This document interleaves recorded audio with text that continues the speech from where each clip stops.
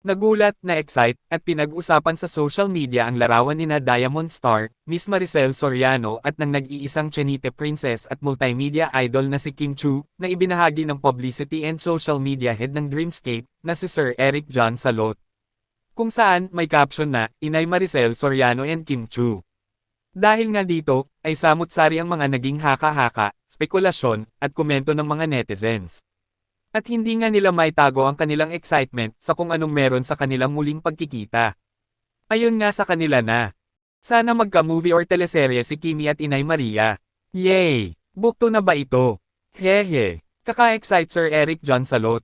Ano po meron? Pasabog po ulit para sa Kim Pao, with Miss Maricel. Sana magkasama ulit sila sa project.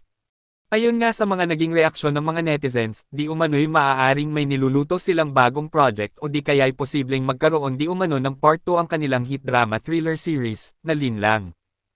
Kayo, anong masasabi nyo tungkol dito? Just comment down below.